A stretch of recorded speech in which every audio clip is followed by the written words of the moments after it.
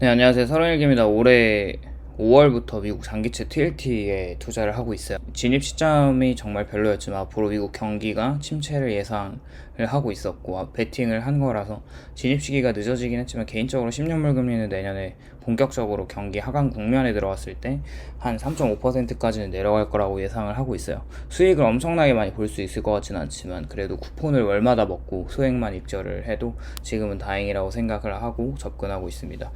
불과 2달도 안 된 사이에 10년물 금리는 5% 정점을 찍었고 현재는 4.2%대까지 내려온 것을 보면 확실히 미국채의 투기적 수요들이 지금도 존재를 하지만 많이 이제 해소가 되었다고 보고 있어요. 물론 숏으로 대응을 하던 헤지펀드들이 앞으로 이제 금리가 올라간다는 진격보다는 퇴각으로 숏 스퀴즈가 일어나고 점점 내년 미국 경기를 바라보는 전망들이 올해 3분기 고점을 찍고 내년에는 하락하는 시기가 너무 명확하게 계속 나타나는 지표들이 있죠.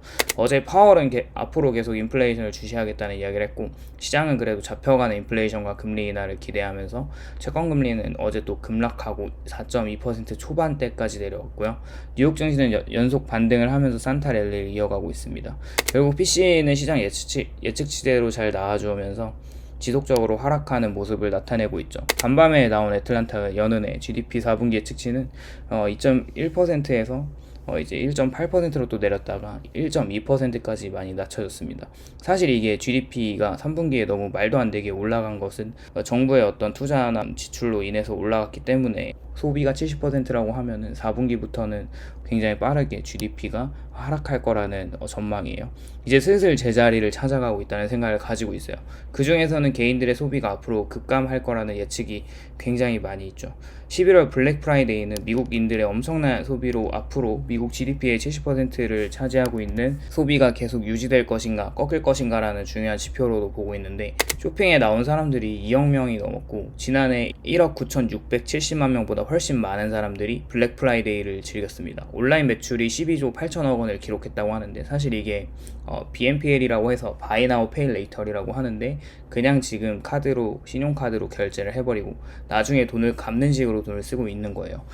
그리고 생각보다는 소매 쪽에서 판매가 그렇게 좋지는 않았다고 합니다. 언론에서 말하고 있는 블랙 프라이데이의 역대급 판매 노이즈는 언론들에 의해 너무 크레딧을 주지 말라는 월스트리트의 저널의 기사들도 있었죠. 그렇게 역대급 쇼핑을 하는 사람들이 몰렸지만 1인당 쇼핑액이 321달러 정도로 지난해 325달러보다는 1% 정도 감소한 조정이 되었습니다.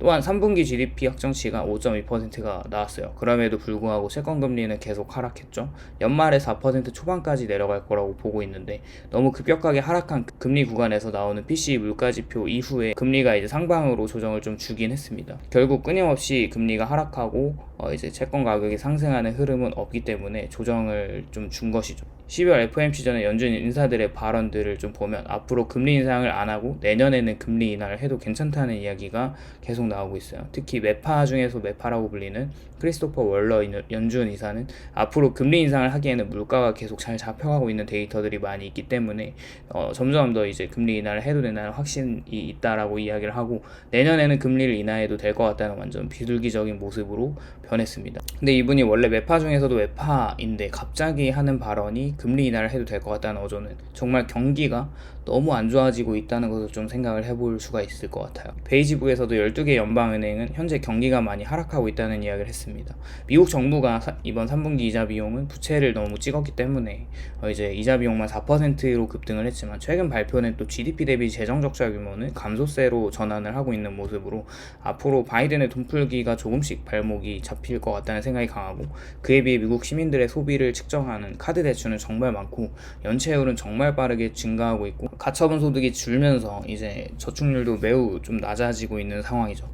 채권 시장은 확실히 향후 물가에 잡히는 데 베팅을 하면서 금리가 계속 내려오고 있습니다. 유럽의 물가들을 또 보면요 정말 많은 하락을 했어요.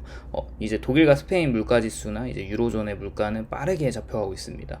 독일의 11월 물가 예측치는 전년 대비 3.5에서 3.2로 낮아졌고 월 대비로는 디플레이션이 진행 중입니다. 마이너스 0.4%가 이제 하락을 했어요. 월 대비로. 제조업이 너무 많이 꺾여 있고 실업률도 많이 높아져 있는 독일 입장에서는 디플레이션의 진행을 피할 수 없는 것 같습니다. 또 스페인도 마찬가지로 마찬가지로 저번 생산자 물가 지수가 많이 낮게 나오면서 전년 대비 3.7에서 3.2%로 낮아진 소비자 물가 지수와 월 대비로 보면 마이너스 0.4%로 디플레이션이 진행하고 있습니다. 또 이제 미국의 실업수당 청구 건수를 또 보면은 한 주마다 발표되는 거 말고 이제 6개월 연속으로 실업을 하고 취업을 하지 못하는 이제 실업수당 청구 건수자들을 좀 집계를 한 걸 보면은 계속해서 엄청난 상승을 이어가고 있어요. 이제 계절적 조정이라고 이제 이야기를 하고 있는 기관들도 많이 있는데, 실업을 한 이후에 직장으로 다시 돌아가지 못하는 인원들이 많아지는 것은 수치적으로도 확인이 계속 되고 있어서 노동시장의 어떤 둔화가 이루어지고 있다는 것. 또한 미국의 소비는 개인 소비 지출 영역을 또 보면 인플레이션 조정 후에 거친 수치를 좀 따져봤을 때 실질적인 소비 지출이 예측치보다 낮아지는 모습이에요. 결국 3분기 GDP 성장 5.2%임에도 불구하고 개인 소비 부분에서는 하락하는 모습을 보이고 있다는 거죠.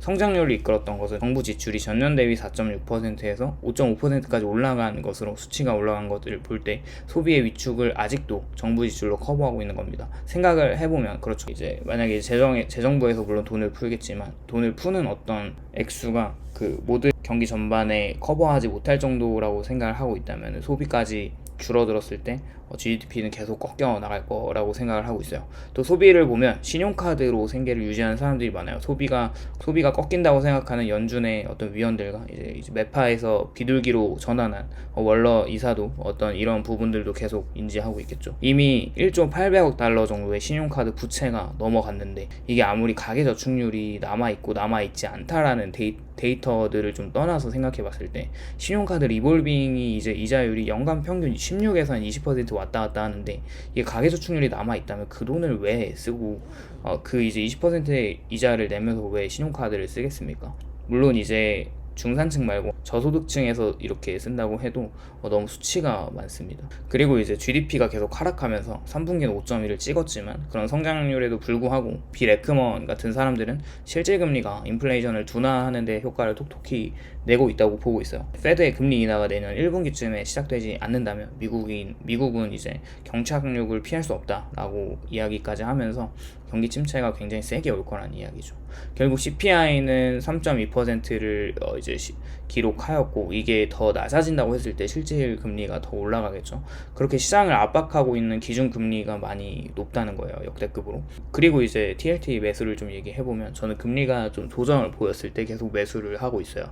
금리가 가파르게 내려왔는데, 그 가파르게 내려온 부분이 어떤 그 헤지 펀드들과 이제 SM 매니저들의 포지션에서 싸움이 어느 정도 좀 해소가 되고 적정 금리를 좀 찾아가는 단계라고 생각을 하는데, 그게 한 4.3에서 4.5%라고 보고 있었고, 그 이하까지 내려간 상태에서는 조금 매수가 꺼려지긴 했지만, 이번 주에 금리가 갑자기 올라가면서 조정을 보였던 때 저는 또 TLT를 매수했습니다. 물론 이제 분배금으로 쿠폰 금리로 지급되는 그 금액은 다시 이제 재매수를 할 거고요. 여러분들도 잘 판단하셔서 이제 매수를 하면 좋을 것 같고, 내년에는 그래도 지금 금리보다는 낮아질 거라는 저는 생각을 하고 있기 때문에 계속 매수를 하는 겁니다. 또 5%대 TLT에 들어가신 분들은 많은 수익을 보셨을 거라고 생각을 하고 있어요. 대부분의 투자자들은 근데 올해 상반기에 들어가신 분들이 많고, 또 TMF 같은 이제 3배로 들어가신 분들이 많이 있어서 또 워낙 물려있는 분들이 많으실 것 같아서 급격하게 내려온 금리로 인해 다시 좀 추세적인 조정이 올 수 있다고 보기 때문에 기계적으로 매수를 하셔도 내년이면 수익을 볼 수 있겠지만, 조금 타이밍을 재면서 또 현금 비중을 가져가면서 매수를 하는 것도 좋은 방법이라고 보고 있어요. 말이 조금 길어졌는데 저는 참고로 아직까지도 TLT가 마이너스입니다. 결국에는 내년에 물리신 분들은 수익을 볼 거라고 확신하지만 좀 더 저렴하게 매수를 하는 게 좋을 것 같다는 생각을 갖고 있습니다. 오늘도 시청해 주셔서 감사드리고요. 도움이 되셨다면 좋아요, 구독을 부탁드립니다. 감사합니다.